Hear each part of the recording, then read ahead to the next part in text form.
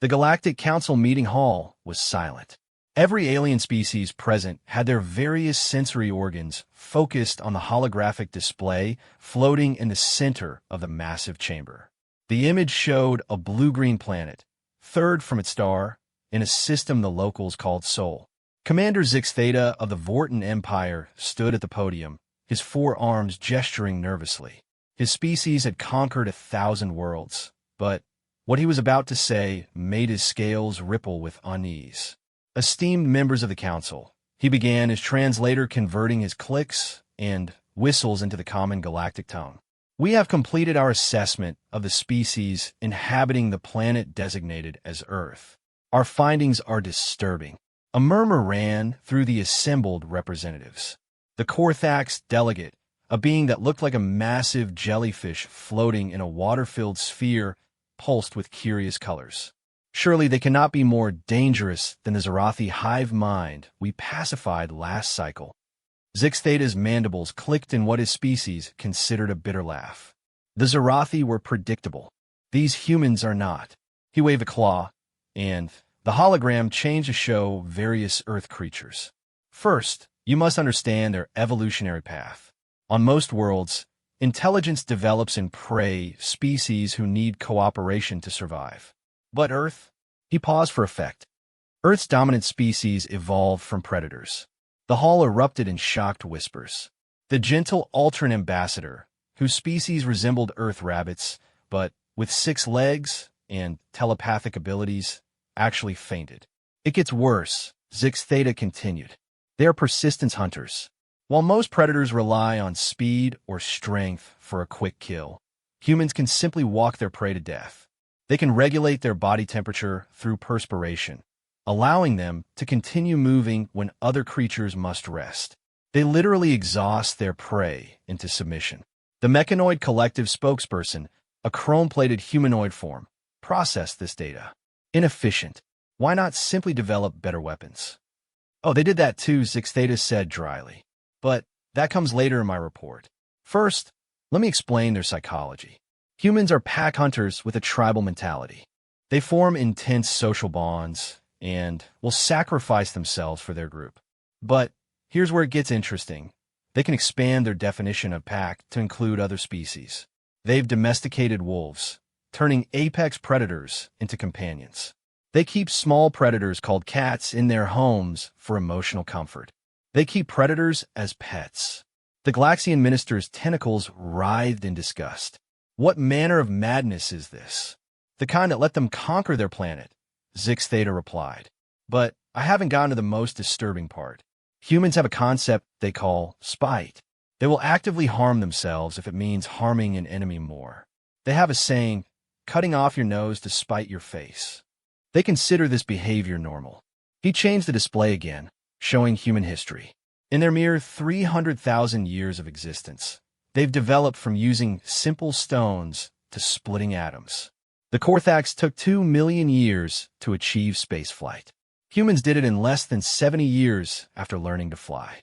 Impossible, scoffed the Regelian delegate, his crystalline form chiming with disbelief.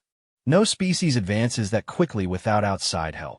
We thought so too, Zix Theta admitted, but their history is well documented. They achieved powered flight in 1903 of their calendar. They landed on their moon in 1969, 66 years. And they did it not through cooperation, but competition. 2 of their major tribes were racing each other, pouring resources into the effort out of pure competitive spite. The display showed images of human conflicts, which brings me to their approach to warfare. Most species wage war for resources or territory. Humans wage war for concepts, freedom, honor, revenge, or simply because someone insulted their tribe. They have a weapon called a nuclear bomb that can destroy entire cities. They've built enough of them to render their planet uninhabitable several times over. Surely that's a deterrent, suggested the peaceful Urati representative hopefully. No species would actually use such weapons. They've used them, Zix Theta said flatly. Twice. On their own kind. As a demonstration of power. The hall fell silent again. But here's what truly concerns me, Zix Theta continued, pulling up a new set of data. Humans have spread across their planet, adapting to every environment. Frozen wastelands, scorching deserts, high mountains where the air is thin, even under the ocean. They consume a wider variety of foods than any species we've encountered. They can eat plants, animals, fungi, and even things that are poisonous to them if prepared correctly. They consume a liquid that is literally poison. They call it alcohol for recreation. For recreation, the Etherian ambassador's gaseous form flickered in confusion. They poison themselves for fun. Regularly, they also engage in activities that risk death for entertainment.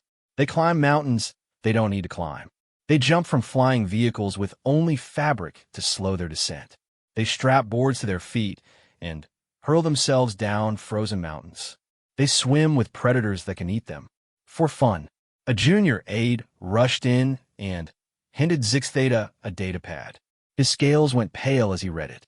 I've just received an update from our observation post. It seems the humans have detected our probes. Retreat immediately, ordered the council chairman, ancient being from the First Federation. We must not make contact until we're prepared. That's the issue, Zix Theta said slowly. They're not trying to hide or prepare defenses. They're celebrating. They're throwing parties in the streets. They're sending us messages of welcome. They want to meet us. A trap, surely, suggested the military advisor from the warrior caste. Zix Theta pulled up the messages humanity was broadcasting toward their probes. Listen to this. Welcome to Earth, space friends. We've been waiting for you. We have so much to show you. Our music, our food, our sports. Do you like pizza? Please tell us you can eat pizza. Oh, and don't worry about those nuclear weapons. We promise we're mostly peaceful now. Can't wait to meet you. Zoxo, humanity. Zoxo? Question the translator's specialist. It appears to be symbols representing affection. Hugs and kisses their database indicates. The council exchanged worried glances. A warmongering species that greeted unknown aliens with offers of food and affection? It made no sense. There's more, Zix Theta said grimly. We've been monitoring their communications, and there's a subgroup of humans that concerns me even more than the general population. They call themselves Americans.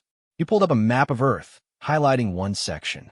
This territory comprises only 4.25% of Earth's landmass and contains only 4.23% of the human population. Yet they possess 46% of all civilian-owned projectile weapons on the planet. They spend more on their military than the next 10 tribes combined. And they've been in a state of armed conflict for 225 of their 245 years of existence as a unified tribe. A warrior subspecies? Asked the Korthax delegate. That's what we thought initially, Zix Theta replied. But it's more complex. They're also the ones sending the most enthusiastic welcome messages. They've created something called science fiction, where they imagine meeting alien species, and in most of their stories, they become friends with the aliens.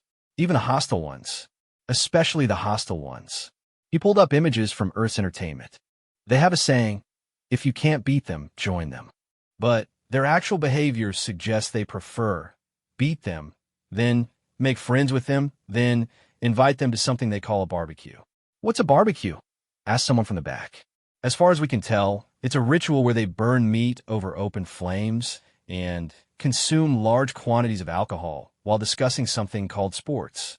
It appears to be a bonding ceremony. The Ultran ambassador, having recovered from his faint, spoke up. Perhaps they're not as dangerous as they seem. If they want friendship, that's what the Xanathi thought. Zix Theta interrupted. Our archaeological evidence suggests the Xanathi made contact with Earth approximately 2,000 years ago. Do you know what happened to the Xanathi? Everyone knew. The Xanathi civilization had disappeared mysteriously, leaving only ruins and a few cryptic warnings about the hunters from the Blue World. But there's no evidence humans were responsible, protested the Peaceful Coalition's leader.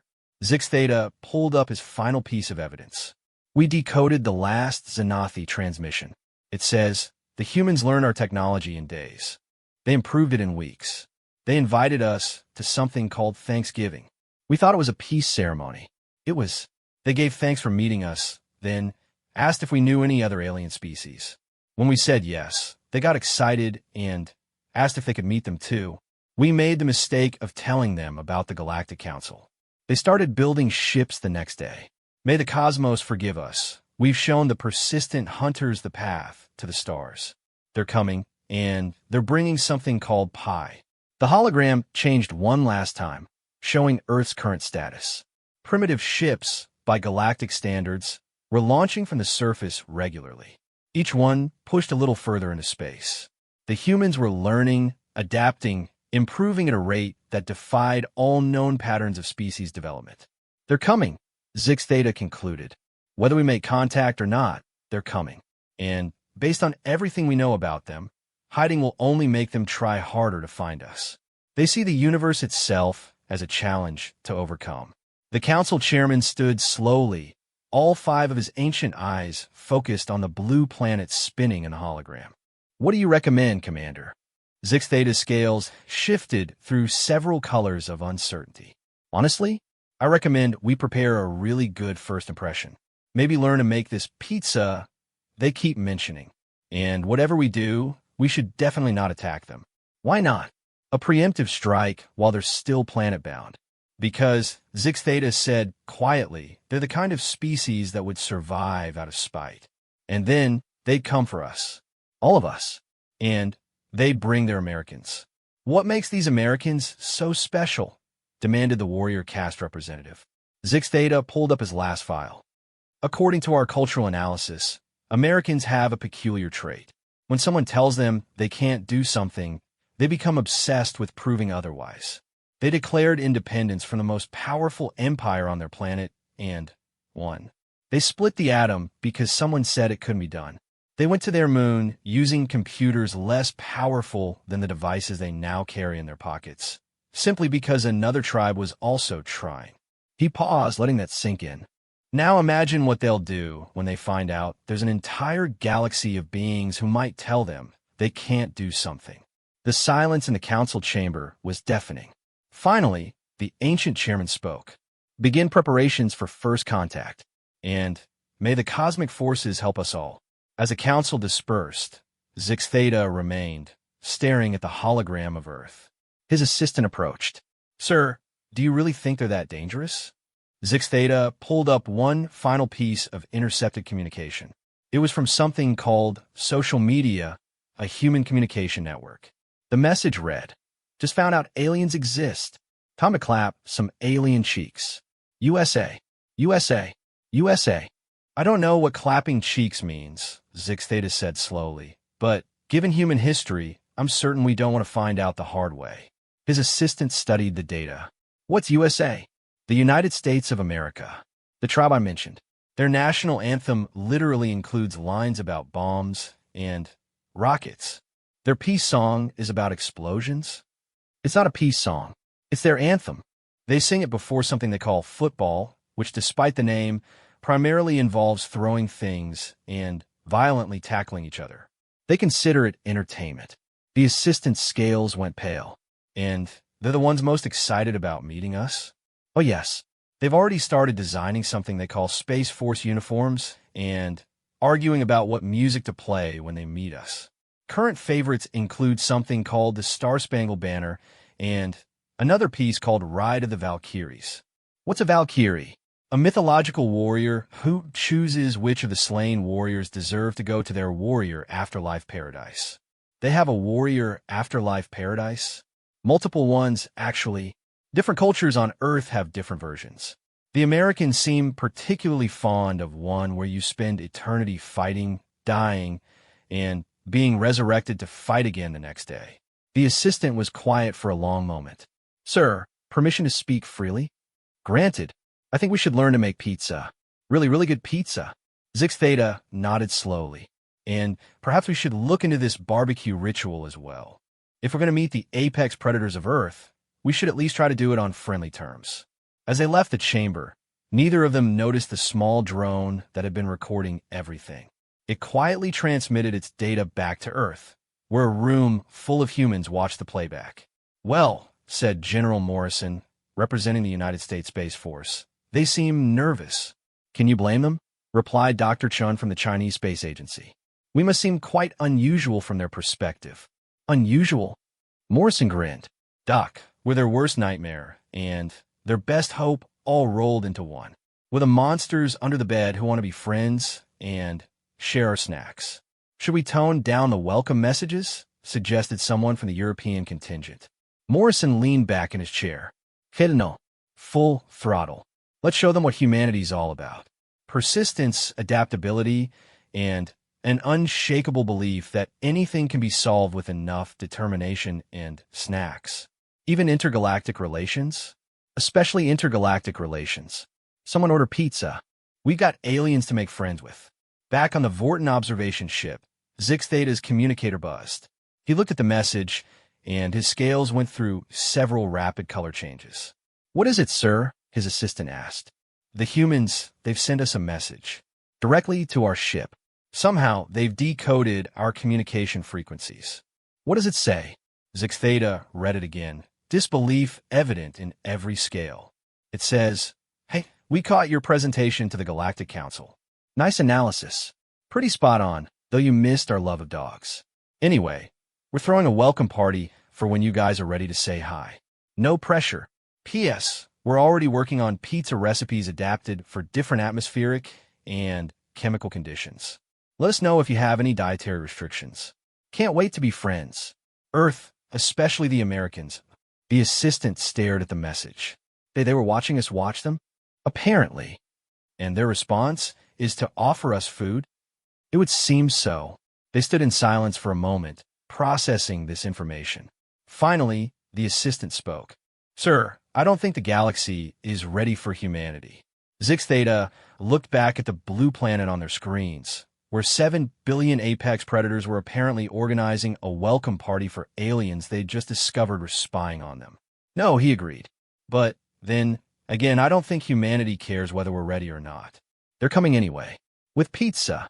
And somewhere on Earth, in a military base in the American Midwest, General Morrison was already on his third slice of pepperoni while his team worked out how to modify Earth foods for alien consumption. Because if there was one thing Americans knew how to do, it was win hearts and minds through aggressive friendliness and really good food. The galaxy would never be the same. The first official meeting between humanity and the Galactic Council was scheduled to take place on neutral ground, a space station orbiting Neptune. The humans had insisted on hosting in their solar system, and the Council, still wary of these persistent predators, had agreed on the condition that it be as far from Earth as possible. Ambassador Keiko Tanaka of Japan led the human delegation, chosen specifically because her calm demeanor might offset the Council's fears about human aggression. Beside her stood representatives from various Earth nations, including General Morrison, who had somehow talked his way onto the diplomatic team by arguing that someone needs to make sure the aliens know we're friendly, but not pushovers. On the other side of the meeting chamber, the Galactic Council's delegation shifted nervously. Zix Theta was there, along with representatives from 12 major galactic civilizations. They'd spent months preparing for this moment, studying human customs, learning about pizza, and trying to understand why humans kept sending them videos of something called cats. Greetings, honored representatives of the Galactic Council. Ambassador Tanaka began, bowing in the Japanese custom. We are honored by your presence, and hope this marks the beginning of a long friendship between our peoples. The council relaxed slightly. This seemed formal, peaceful, appropriate. Then, General Morrison stepped forward with a broad grin. We brought gifts. The aliens tensed again as several humans wheeled in carts loaded with packages. Morrison continued enthusiastically. We weren't sure what you'd like, so we brought a little bit of everything. Food, music, art, some technology samples, and... He paused dramatically. Puppies. Puppies. Zix Theta's translator struggled with the word. Baby dogs. Morrison clarified, as a containment unit was wheeled in. Inside, several golden retriever puppies were playing, tails wagging enthusiastically. We figured if we're going to be friends, you should meet man's best friend. Don't worry, they're in a sealed environment with Earth atmosphere.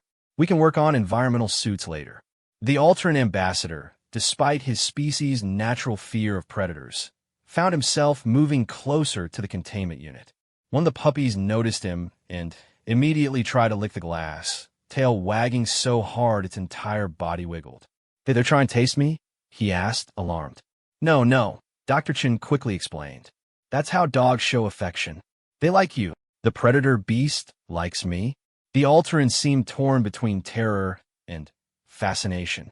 "Well, Morrison said, dogs like everyone. That's kind of their thing. Unless you're threatening their humans. Then they get protective. But mostly they just want belly rubs and treats." Ambassador Tanaka smoothly redirected the conversation. "Perhaps we should discuss the formal framework for human-galactic relations?" The next several hours were spent in negotiations. The Council presented their standard integration package, a centuries-long observation period, gradual technology transfer, strict limitations on human expansion beyond their solar system. The humans listened politely, then Tanaka responded, "We appreciate your concerns, but I think you misunderstand humanity's intentions. We don't want to conquer the galaxy. We want to explore it, meet new people, try new foods, share our cultures. And your weapons?" The Korthax delegate's watery form pulsed with skepticism. "Your nuclear arsenals? Your history of warfare?" Morrison leaned forward. "Look, I'm not going to lie to you. We got a rough history. Humans have done terrible things to each other. But you know what? We learned from it. Most of it, anyway. And yeah, we got big guns, but so do you. Difference is, we'd rather use ours for fireworks displays." "Fireworks?" Zix Theta asked. "Controlled explosions that create colorful patterns in the sky," Dr. Chin explained. "We use them for celebrations. You create explosions for entertainment?" The Peaceful Coalition's leader seemed to be reconsidering everything. "Wait until you hear about demolition derbies," Morrison muttered, earning a sharp elbow from Ambassador Tanaka. The meeting continued, with the Council growing increasingly confused by humanity's seemingly contradictory nature. They were aggressive but friendly, dangerous but protective, chaotic but weirdly organized when it mattered. Things took an unexpected turn when alarms suddenly blared throughout the station. A ravenous swarm, a plague of spacefaring locusts that had terrorized the galaxy for millennia, had been detected approaching the station. "Everyone to the escape pods," the station commander ordered. "The swarm will strip this station to its base molecules." The Council delegates immediately began evacuating, but the humans didn't. "How long until they get here?" Morrison asked calmly. 15 minutes at most," Zix Theta replied, pausing in his retreat. "Why aren't you running?"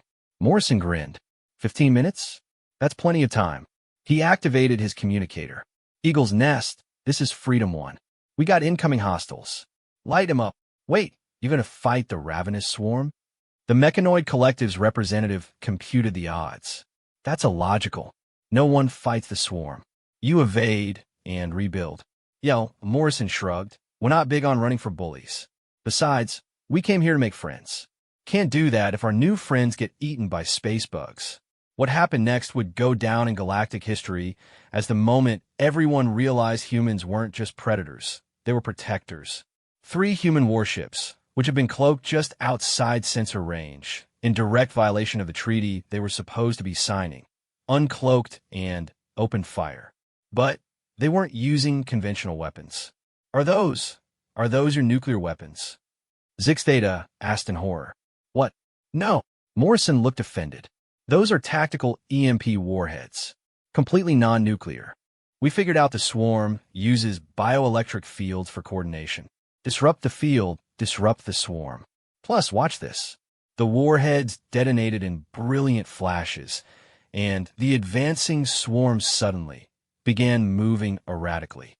Then, from human ships, came a sound being broadcast across all frequencies.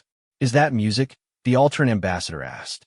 "Death metal," Morrison confirmed. "Specifically, Raining Blood by Slayer. The frequency disrupts their communication even more. We've been studying your reports on the swarm. Took us about a month to figure out their weakness." A month? Zix Theta scales were cycling through colors so fast it was hard to track. "We've been fighting them for 10,000 years. "Yeah, but you've been trying to fight them conventionally," Dr. Chen explained. "Humans specialize in unconventional warfare. It's kind of our thing." Within minutes, the swarm was in full retreat, their coordination shattered, individual units fleeing in all directions. The human ships didn't pursue. "Why aren't you finishing them off?" the warrior caste representative asked. "Because they're running," Tanaka said simply. "The threat's neutralized. No need for unnecessary killing." The council delegation stood in shocked silence. The humans had just defeated humanity's oldest enemy using modified electronics and angry music, and then showed mercy. Zix Theta started, then stopped. "I need to reconsider everything." Morrison clapped him on what he assumed was a shoulder. "Hey, that's what friends are for. We got your back. Now, how about we get back to that meeting? And maybe someone wants to try some pizza? We got 30 different varieties, including one we made with what we think are your dietary requirements in mind." As they returned to the meeting room, the Ultran ambassador tentatively approached the puppy container again. One of the puppies had fallen asleep, belly up, paws in the air. "They sleep exposed? Showing their vulnerable parts?" he asked. "When they feel safe, yeah," Morrison said. "Dogs are good judges of character. If they're relaxed around you, you're good people in their book. And they judge us worthy? Puppies think everyone's worthy until proven otherwise. Honestly, humans could learn a lot from dogs." The formal negotiations resumed, but the entire tone had changed. The council was no longer dealing with abstract threats, but with beings who had just saved their lives and were now offering them food. "Okay, let me see if I understand," the Corthax delegate said, accepting a slice of pizza with visible trepidation. "You defeated the swarm not to conquer territory or prove superiority, but to protect us." "Well, Morrison said through a mouthful of pepperoni. "That's what you do for friends, even new ones." "But we haven't agreed to be friends yet," Zix Theta pointed out. "Details." Morrison waved dismissively. "We're optimistic like that. Besides, you're here, we're here, nobody's shooting at anyone, except the space bugs, and they had it coming, so I'd say we're off to a good start." The Mechanoid Collective's representative, who had been analyzing the human technology, suddenly spoke up. "Your cloaking technology exceeds our own. How long have you had this capability?" The humans exchanged glances. "About 6 months?" Dr. Chen offered. 6 months? We've been developing cloaking for centuries." "Yeah, but you're trying to bend light around objects," Chen explained. "We just figured out how to make sensors ignore us." "Wait, easier. We got the idea from this thing octopi do. You based advanced military technology on a cephalopod. Why not? Nature's had millions of years to figure stuff out. We just copy the good bits and add lasers." Ambassador Tanaka, sensing the conversation was veering into dangerous territory, smoothly intervened. "What General Morrison means is that humans are excellent at adaptive learning. We hope to learn much from the Galactic Council's wisdom and experience. And we're really good at sharing," Morrison added. "Seriously, half of human culture is just showing other humans cool stuff we found or made.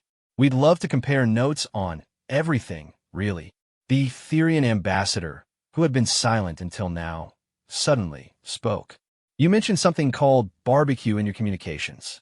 Is this another weapon?" Morrison's eyes lit up. "Oh man, no. Barbecue is, okay, so you take meat, right?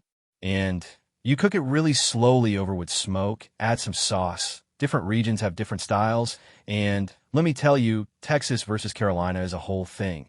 And then you eat it with friends. It's a social bonding experience. You bond over the consumption of slowly burned flesh." When you put it that way, it sounds metal as hell, Morrison grinned.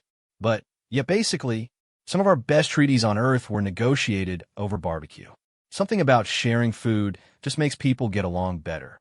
This is all quite overwhelming," Zix Theta admitted. "You're nothing like our projections suggested." "Were we supposed to be scarier?" Morrison asked. "'Cause we can be scarier if you want.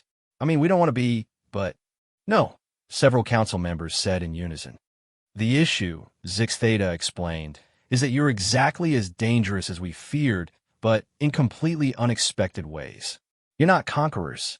I don't have a word for it." "Friends," Tanaka suggested.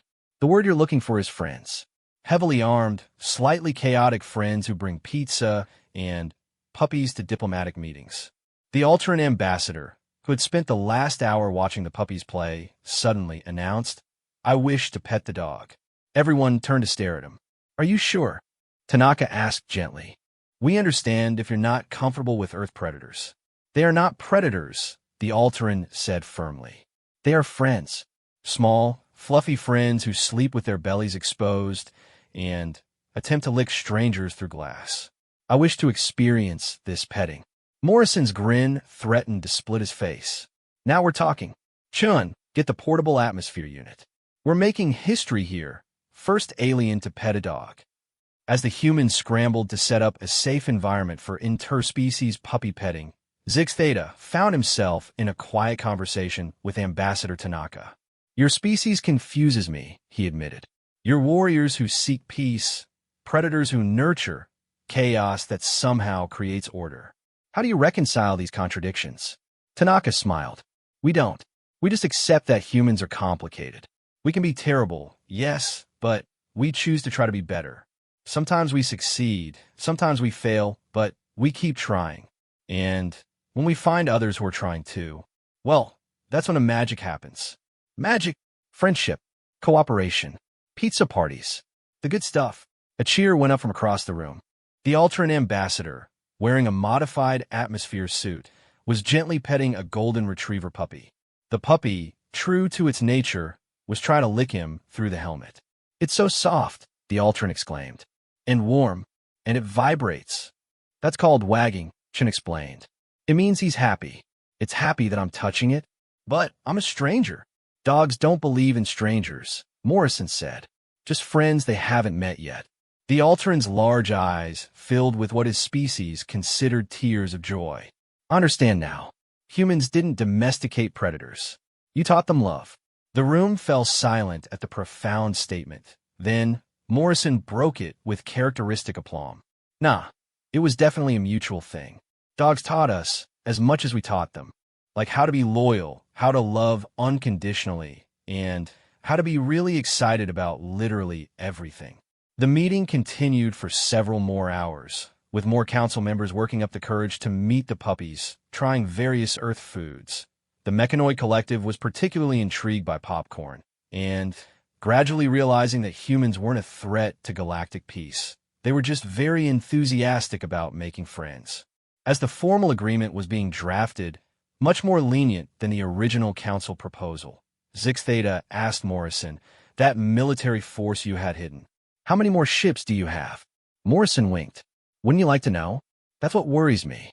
"Tell you what," Morrison said, becoming unusually serious. "You don't attack us, we don't attack you. You need help, we'll be there. Someone else attacks you, they deal with us. Simple as that. A mutual defense pact? Already, why wait? We're friends now, aren't we?" Zix Theta looked around the room. The Alteran ambassador was now holding 2 puppies.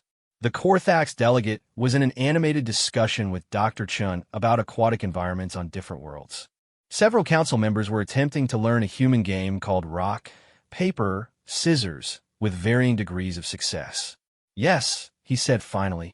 "I suppose we are." "Great," Morrison beamed. "Wait until you meet the Australians. Those crazy bastards make Americans look calm and rational.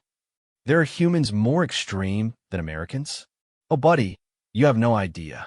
Australians live on a continent where literally everything tries to kill you, and their response was to have barbecues on the beach and invent a spread made from yeast extract that tastes like concentrated salt. They're magnificent lunatics." Zix Theta made a mental note to update his report on humanity. Again, the treaty was signed within the hour, establishing formal relations between Earth and the Galactic Council. It was the fastest diplomatic agreement in Council history, and the first to include provisions for cultural exchange programs centered around food preparation and pet adoption. As the delegations prepared to leave, the Alteran ambassador approached Morrison with one of the puppies still in his arms. May I keep him?" Morrison's eyes actually misted over. "You want to adopt Commander Fluffington? You named them already?" "Buddy, we name everything. Cars, boats, Roombas. Of course we name the puppies." He clapped the Alteran on the back gently. "And, yes, you can absolutely keep him. We'll send you all the supplies and instructions." Dogs are pretty adaptable, and I bet Commander Fluffington will love exploring the galaxy with you. I will protect him with my life, the Alteran said solemnly. Nah, don't worry about it. He'll probably end up protecting you. Dogs are good like that. As the human delegation prepared to return to Earth, Ambassador Tanaka addressed the council one last time. Thank you for giving humanity a chance. We know we can be overwhelming, but we promise our intentions are good. We look forward to learning from you, sharing with you, and, yes, probably confusing you on a regular basis. And if you ever need us, Morrison added, just call. Day or night, peace or war, we'll be there. With pizza, the humans departed, leaving the Galactic Council to process what had just happened. They'd expected to meet dangerous predators. Instead, they'd encountered something far more powerful, a species that weaponized friendship and treated loyalty as a survival trait. We need to warn the others, Zix Theta said finally. Warn them? The Korthax delegate was absently playing with a stress ball the humans had given him. About what? That humans are coming, and they're bringing gifts. That doesn't sound like something to warn about. Zix Theta watched through the viewport as the human ships departed, one of them doing what appeared to be a barrel roll for no tactical reason whatsoever. No, he agreed. It sounds like something to prepare for. Do you know any good pizza recipes? Back on the lead human ship, Morrison was video calling with Earth. First contact is complete, Mr. President. Full success. The Altran ambassador adopted a puppy. The President of Earth, a position created specifically for dealing with alien relations, grinned. Excellent. Phase 1 complete. Begin Phase 2. Sir, Tanaka asked. The real mission. We're going to teach the galaxy how to play football. Both kinds. Morrison laughed. The aliens aren't ready for that level of human insanity, sir. Then, we'll start with something simpler. Baseball maybe. Still too complex. I was thinking we introduce them to tag. Tag. Tanaka raised an eyebrow. The children's game? Universal rules, easy to understand, promotes exercise and social bonding, Morrison listed. Plus, imagine the Korthax delegate trying to tag the Mechanoid Collective. Comedy gold. You're going to introduce the galaxy to human games? Hey, we already got them to accept puppies and pizza. Sky's the limit now. As the ship jumped to faster-than-light travel, headed home with news of successful first contact, none of them noticed the small Alteran vessel following at a distance. Inside, the ambassador was carefully reading a human manual on puppy care, while Commander Fluffington gnawed on an alien-safe chew toy. Human friends? The Alteran murmured to his new companion.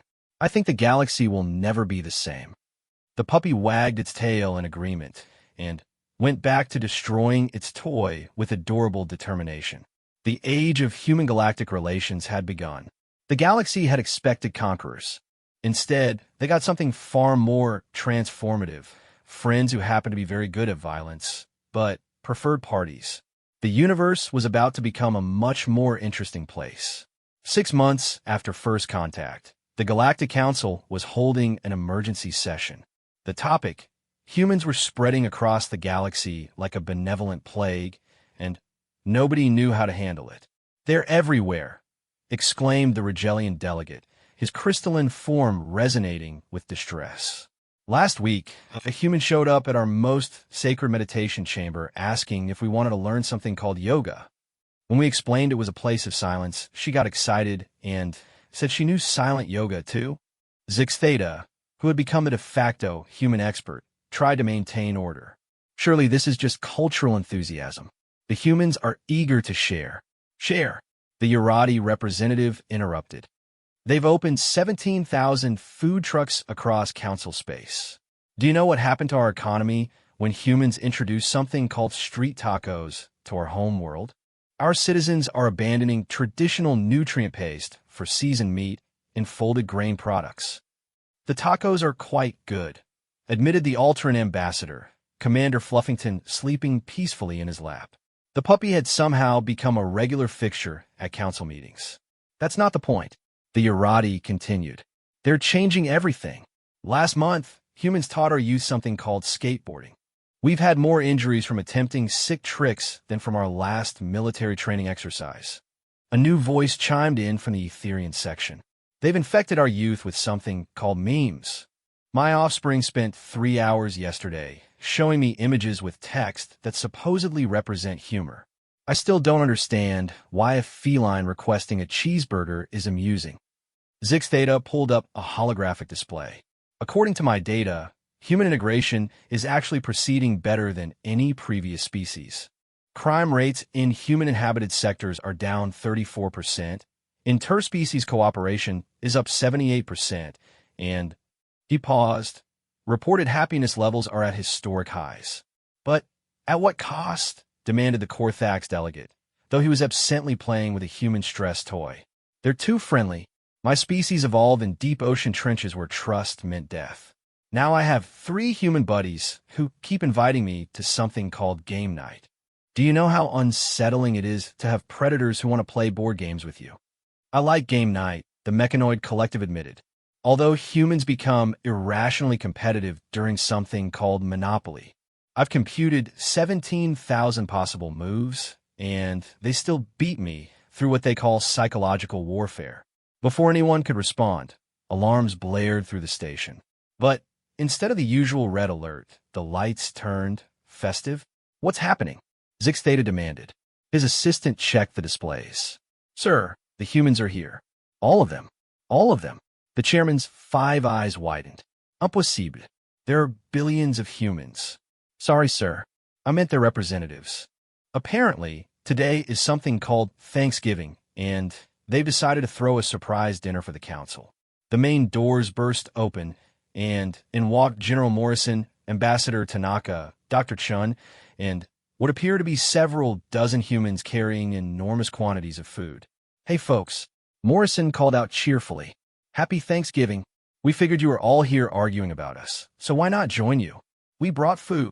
This is a closed session. The warrior caste representative stood, hand moving to his ceremonial weapon. Yeah, we know, Morrison said, completely unfazed. That's why we brought extra pie. Nobody can stay mad when there's pie. Ambassador Tanaka stepped forward more diplomatically. We apologize for the intrusion, but when we heard the council was concerned about human integration, we thought it best to address your concerns directly. Plus, Thanksgiving is about gratitude and coming together, and we're grateful for all of you. You're grateful for us? The Urati was confused. We just spent an hour complaining about your species. And that's totally valid. Dr. Chun said, change is hard. We get it. That's why we brought comfort food from 17 different cultures.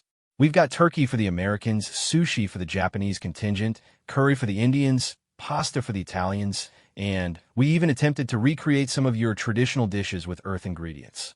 The humans began setting up tables, completely ignoring the formal council chamber protocols. Several confused aliens found themselves being handed plates and directed to buffet lines. This is highly irregular, the chairman protested weakly, though his resolve wavered when a human child, how did a child get clearance, offered him something called a cookie. Look, Morrison said, addressing the room while carving a massive turkey. We know humans can be a lot. We're loud, we're enthusiastic, we stick our noses into everything. But here's the thing, we've been alone in our corner of the galaxy for our entire existence. Do you have any idea how excited we are to have neighbors? Excited enough to open food stands on every corner, apparently, the Urati muttered. Exactly. Morrison beamed, missing the sarcasm. Food brings people together. You can't hate someone you're sharing a meal with. It's like a human rule. That's not a rule, Dr. Chin corrected. It should be, Morrison countered. The alternate ambassador, surprising everyone, spoke up. Perhaps we should listen. I too was frightened of humans initially. Their predator history, their weapons, their inexplicable desire to pet everything. He looked down at Commander Fluffington. But this creature taught me something. Humans don't just domesticate. They love. Fiercely, irrationally, and completely. The furry one speaks truth. A human the others hadn't noticed before stepped forward. He was wearing what appeared to be a hat made from beer containers. Day mates. Captain Steve Irwin IV, representing Australia. Heard you were having a Barney about humans. Thought I'd pop over. Another subspecies? Zix Theta asked weakly. Australians aren't a subspecies, Tanaka said quickly.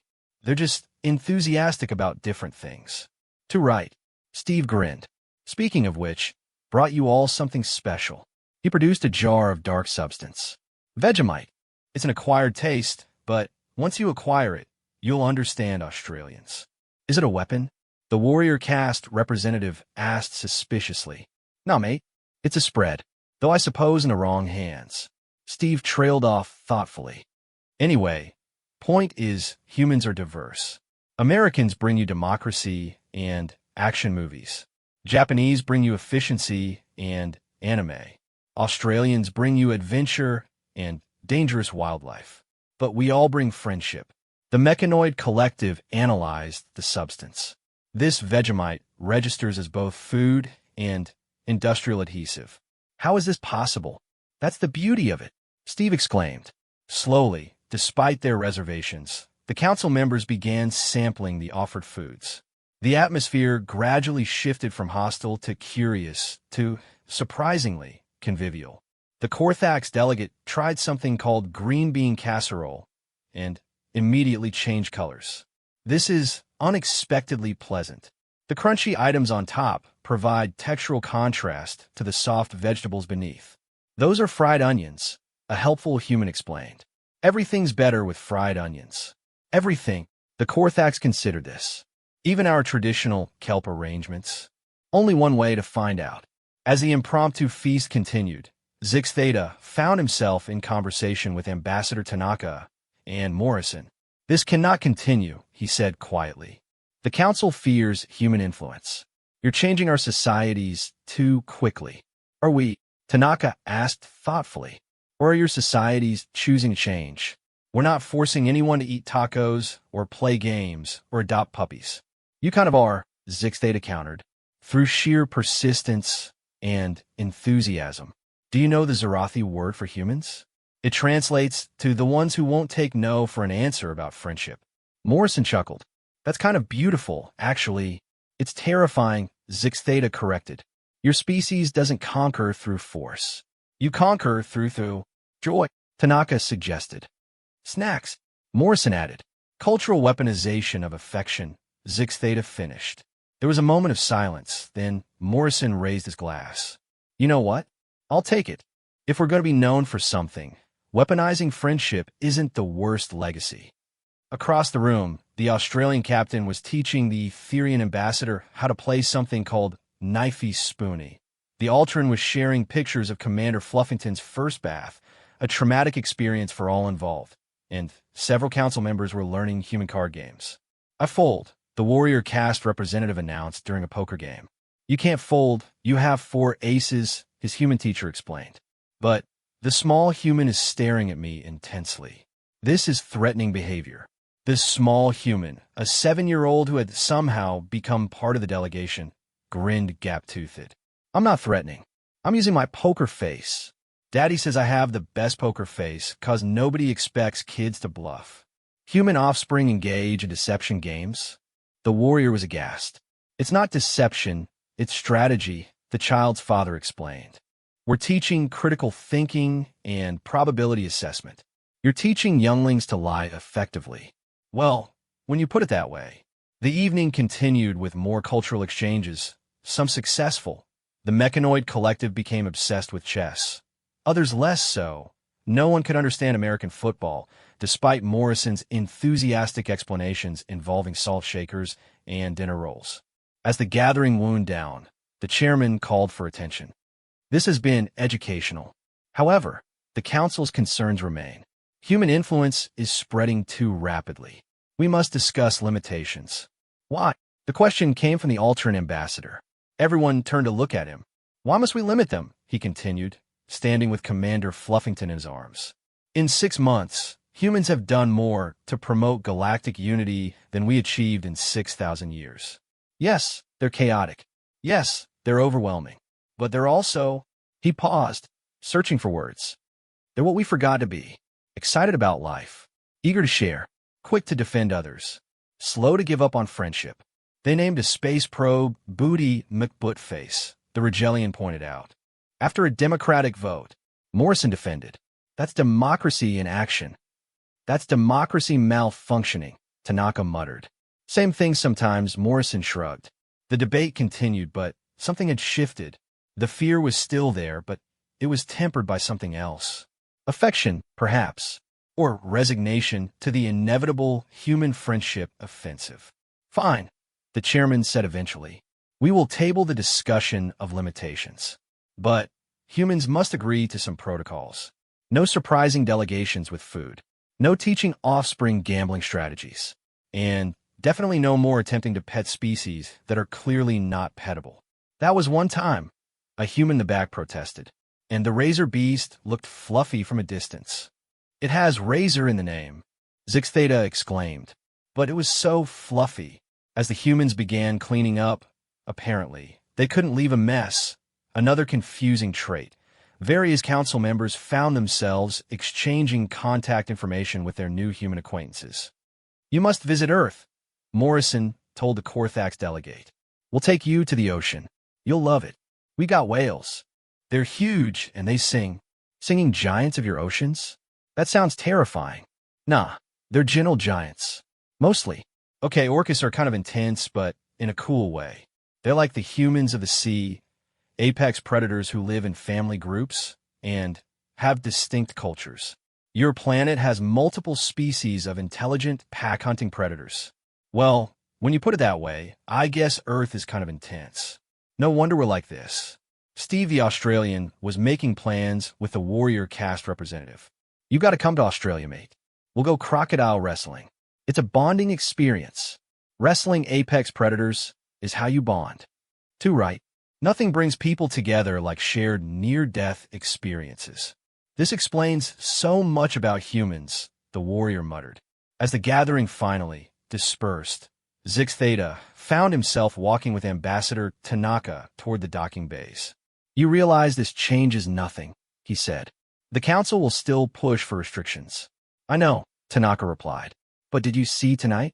The Urati tried 3 different pies. The Mechanoid Collective learned to trash talk during chess. The chairman ate 4 cookies when he thought no one was looking. What's your point? My point is that you can't regulate friendship. You can't legislate cultural exchange. Humans are going to keep being humans, and your species are going to keep being curious about us. The best we can do is try to make sure the exchange is positive. And if it's not, Tanaka smiled. Then, we'll do what humans do best. We'll adapt, learn, and try again. With more snacks next time. They reached the docking bay where the human ships waited. Various aliens were saying goodbye to their new human friends, some more reluctantly than others. Same time next week for game night. Morrison was asking the Korthax delegate. I suppose. But no more Monopoly. That game destroys friendships. Deal. We'll play Settlers of Catan instead. Why do I sense that's worse? It's way worse, Morrison grinned. You'll love it. As the humans departed, Zix Theta watched their ships leave with mixed feelings. 6 months ago, he'd warned the council about humanity's dangerous nature. He'd been right, they were dangerous. Just not in the way anyone expected. They were dangerous because they made you care. They made you laugh. They made you try foods that seemed insane, but tasted amazing. They made you question why you'd spent millennia being formal and distant when you could be playing games and sharing stories. His communicator buzzed. A message from Morrison. Thanks for not kicking us out tonight. P.S. Check your office. Zix Theta hurried to his office to find a box on his desk. Inside was a hat that read World's Best Space Diplomat, and a note, saw this at a truck stop near Jupiter. Thought of you. Morrison, he stared at the hat. It was tacky. It was presumptuous. It was utterly human. He put on. The next morning, the Galactic News Network led with a story. Council considers human integration success despite concerns over aggressive friendship. But buried deeper was another story. Mysterious increase in galactic happiness levels puzzles experts. On Earth, General Morrison was already planning the next cultural exchange. I'm thinking we introduce them to sports, he told his team. Start small. Maybe bowling. Bowling involves hurling heavy objects at targets, Dr. Chin pointed out. That might reinforce their fear of human violence. Good point. Mini-golf. That should be safe enough. Narrator. It was not, in fact, safe. Within 3 months, mini golf tournaments will become the most competitive sporting events in galactic history, with the Mechanoid Collective developing AI-assisted putting strategies and the warrior caste treating it as a form of combat meditation. The humans, naturally, will be delighted by this development. But that's a story for another time. For now, the galaxy was slowly learning what Earth had known for millennia. Humans were indeed predators. They just prefer to hunt for friends rather than prey. And somewhere in council space, an Ultron ambassador was teaching Commander Fluffington to play fetch with a ball that lit up in 17 different colors, while his colleagues watched in bemused fascination. The universe was becoming a stranger place. It was becoming more human. And despite their best efforts to resist, most of the galaxy was finding that wasn't such a bad thing after all. The Galactic Council War Room had never been used. In 40,000 years of recorded galactic history, the various species had always found diplomatic solutions to their conflicts. Wars were wasteful, illogical, and unnecessary when resources were abundant and space was infinite, which is why everyone was panicking when the Devourers arrived. How many ships? Chairman Vextor asked, his 5 eyes fixed on the tactical display. 3 million and counting, reported the Korthak's military advisor, his watery form rippling with distress. They're stripping entire systems bare. No communication, no negotiation, just consumption. The Devourers were the galaxy's nightmare made real, a hive mind species from beyond the rim that consumed all organic and inorganic matter to fuel their endless expansion. Diplomatic attempts had failed. They didn't respond to communication, only to resources. Our defensive fleet. The warrior caste representative tried to sound confident. 12,000 ships scattered across 17 sectors, came the grim reply. At current consumption rates, the Devourers will reach the core worlds in 6 months. Silence fell over the chamber. The Galactic Council, for all its achievements, had never needed a true military. Their ships were designed for peace, not war. There is one option, Zix Theta said quietly from his corner. All eyes turned to him. No, the chairman said immediately. We cannot ask the humans. They've been part of the galactic community for less than 2 years. It would be unfair to drag them into our ancient failures. Unfair. The Ultron ambassador stood, Commander Fluffington, now fully grown but still enthusiastically friendly, at his side. The humans have asked 17 times if we need military assistance. They've offered to share defensive technologies. We've turned them down each time because we feared their violent nature. And now we need that nature, the Mechanoid Collective stated with cold logic. The humans are the only species that still maintains a full military infrastructure. They are our only hope. Another long silence. Finally, the chairman spoke. Send a message to Earth. Ask if they would be willing to discuss the situation. The response came in less than 5 minutes. Holy shit, finally. General Morrison's face appeared on the main screen. He looked older, more decorated, but his grin was unchanged. Sorry, language. But seriously, we've been watching those assholes for weeks. When do we start? General, Ambassador Tanaka appeared beside him, as always the voice of diplomacy. What the chairman means is we'd like to request Earth's assistance in dealing with the Devourer threat. We haven't agreed to anything yet, the chairman clarified. Morrison laughed. Yeah, you have. You called us. That means you need us. And friends help friends. What do you want us? We haven't discussed terms. Terms. Morrison looked genuinely confused. What terms? Bad guys are eating the galaxy. We stop them. Pretty simple math. You'd risk your people for us? The Urati representative asked. Without payment? Without guarantees? Buddy, we've been preparing for this since first contact, Morrison admitted. Not the Devourers specifically, but we figured something would threaten our new space friends eventually. Earth's got your back. Within 48 hours, the human response was mobilizing. Not just military ships, though those came in numbers that shocked the Council, but civilian vessels, retrofitted cargo haulers, and even what appeared to be recreational vehicles with weapons duct taped to the hull. Is that a yacht with a railgun? Zix Theta asked, staring at the tactical display. Yeah, that's Bob's, Morrison explained, as if this was normal. He's a dentist from Florida. Wanted to help. We told him to stay back, but you try telling Florida Man he can't fight space locusts. Florida Man? Don't ask. Just don't ask. The human fleet was chaos incarnate. Military vessels flew in perfect formation alongside civilian ships painted with flames and sports team logos. One ship was blasting music across all frequencies, something called Ride of the Valkyries, mixed with what Morrison identified as dubstep. This is your defensive fleet. The warrior caste representative was torn between horror and admiration. This is about half of it. Admiral Chun, Dr. Chun had apparently received a field promotion, reported. The rest are still mobilizing. We got volunteers from every nation, every culture. Turns out humans really don't like bullies, especially ones that eat our friends' planets. You must understand, the chairman said carefully, the devourers don't negotiate. They don't retreat. They only consume. Perfect. Morrison's grin was decidedly predatory. Neither do we when our friends are threatened. The first engagement occurred 3 days later in the Kepler system. A devourer harvesting fleet, 10,000 strong, versus the human vanguard of 800 ships. The council watched in horrified fascination as the humans engaged. They're not maintaining formation, the Korthax advisor noted. It's chaos. Controlled chaos. Admiral Chun corrected over comms. Watch. The human ships scattered, then regrouped, then scattered again.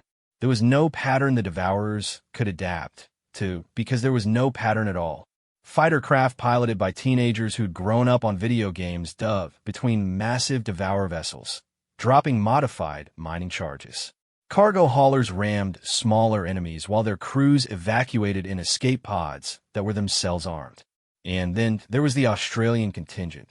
Crikey! Captain Steve Irwin Ivy's voice boomed across the chaos. Look at the size of that beauty. I'm gonna wrestle it. Steve, no. Morrison's voice cut in.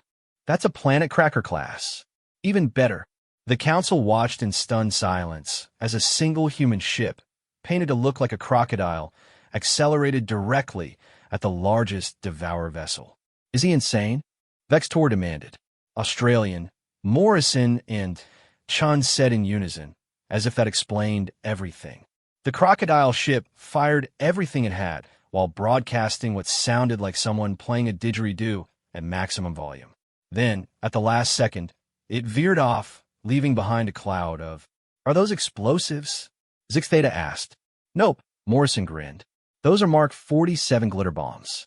Completely harmless, but the glitter gets into everything. Sensors, air systems, mechanical joints. The Devourers are going to be finding pink sparkles in their ships for years. You're defeating them with craft supplies? Psychological warfare," Admiral Chin explained. The Devourers don't understand non-lethal attacks. It's confusing them, making them hesitate. And, in that hesitation, the main human fleet struck. Coordinated chaos became focused destruction. Ships that had seemed to be fleeing randomly suddenly converged, creating crossfire patterns that carved through Devourer formations. Within 6 hours, the Kepler system was clear. The Devourers had lost 8,000 ships. The humans had lost 12. Impossible, the warrior caste representative breathed. Those numbers, they're impossible. Nah, Morrison said, accepting a coffee from an aide. We just fight different. The Devourers are like a swarm of locusts, right? You don't fight a swarm by being organized. You fight it by being an even crazier swarm, with better music. And glitter, Steve added, his ship somehow intact despite its suicidal charge. Don't forget the glitter. Over the next weeks, the pattern repeated across dozens of systems. The humans didn't just repel the Devourers, they hunted them. Every victory was followed by relentless pursuit, giving the hive mind no time to adapt or regroup. They're learning too slowly, the mechanoid collective observed. The humans changed tactics too quickly for a hive mind to process. But it was what happened next that truly showed why humans were the apex predators of warfare. The Devourers, in desperation, sent an ultimatum. Not through words, they had no concept of language, but through action. They surrounded a populated world with millions of ships. The message was clear: retreat or watch this world die. The council held an emergency session. We must pull back, the chairman said. We cannot sacrifice an entire world. Like hell, Morrison's voice cut through. He was aboard the command ship, the ESS Persistence. You don't negotiate with bullies. You punch them in the face. General, billions of lives are exactly why we don't back down. Chun, Operation Cancelled Apocalypse is go. Operation what? Zix Theta asked. He got his answer when every human ship in the fleet suddenly began broadcasting the same message on all frequencies. It wasn't words. It was music. Hundreds of Earth songs about resilience, defiance, and unity. And underneath it all, a simple message in every known language. Humanity stands with those who cannot stand alone. Then, space itself seemed to tear open. What is that? The alternate ambassador gasped. That, Admiral Chun said proudly, is every human who could fly a ship and wanted to help. We put out the call. They answered. Ships poured through the rifts. Not military vessels, but everything humanity could throw into space. Retrofitted cruise ships, mining vessels, scientific explorers, even what appeared to be a food truck somehow made space worthy. Tens of thousands of vessels, each one broadcasting the same message of defiance. The Devourers, faced with an enemy that grew stronger when threatened, did something they'd never done in their million-year history. They hesitated, and in that moment of hesitation, General Morrison gave the order that would echo through galactic history. All ships, this is Morrison. They want to play the numbers game? Let's show them human math. Operation Kitchen Sink is go. I repeat, throw everything at them, including the kitchen sink. Did he just say kitchen sink? The Urati representative asked. His question was answered when several human ships literally launched kitchen appliances at the enemy. Refrigerators packed with explosives. Microwave ovens converted into EMP devices. And, yes, actual kitchen sinks filled with reactive chemicals. This is insane, Vextor muttered. No, the warrior caste representative said slowly, watching the tactical display with growing respect. This is genius. The Devourers can't process absurdity. They're a logical hive mind facing an illogical enemy. Every ridiculous attack forces them to recalculate, to try to understand. And while they're trying to understand why humans are throwing appliances at them, the real attack came from behind. The human military fleet, having used the chaos as cover, struck at the Devourer command nodes with surgical precision. Massive antimatter warheads, delivered by stealth ships that had been hiding among the civilian fleet, detonated simultaneously. The hive mind screamed, not in sound, but in the sudden, chaotic movement of millions of ships suddenly, without coordination. Now, Morrison commanded. Full court press. Everything we've got. What followed could only be described as controlled annihilation. Humans' ships attacked in patterns that defied military logic, but somehow worked. Dentist Bob's yacht took down a cruiser with what appeared to be an improvised particle beam made from dental X-ray equipment. The food truck was somehow serving tacos while firing missiles. The dubstep ship's base drops were timed with artillery strikes. And through it all, the humans kept broadcasting. Music, messages of hope, warnings to surrender, and occasionally recipes for banana bread. The psychological warfare was as devastating as the physical assault. Within 18 hours, the Devourer fleet around the threatened world was in full retreat. But the humans didn't stop. They pursued, broadcasting their position to every ship in human space. Join the hunt. These jerks threaten our friends. Let's show them why that was a bad idea. The pursuit lasted 3 weeks. By the end, the Devourers had lost 80% of their fleet and retreated beyond the galactic rim. Their last transmission, decoded by the Mechanoid Collective, roughly translated to "What the hell are these creatures?" and "Why do they throw kitchen appliances in combat?"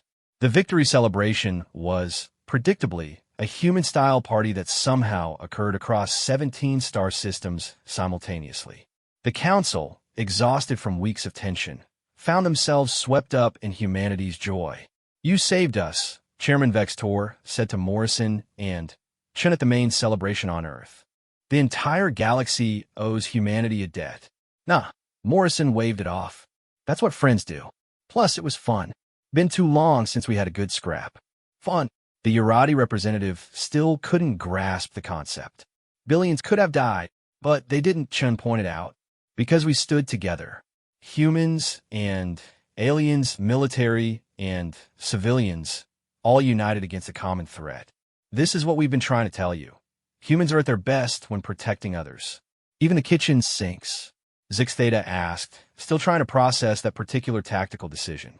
Especially the kitchen sinks, Morrison grinned. Bet the Devourers are still trying to figure that one out. As the party continued, with humans teaching various alien species drinking games that they would immediately regret, the Ultron ambassador approached Morrison with Commander Fluffington, who was wearing what appeared to be a medal. I must ask, the Ultron said. Your people responded so quickly, so completely. How? Morrison's expression sobered slightly. You want a real answer? Humans have been dreaming of moments like this our entire existence. The chance to be heroes, to protect others, to prove that our violent nature can be channeled into something good.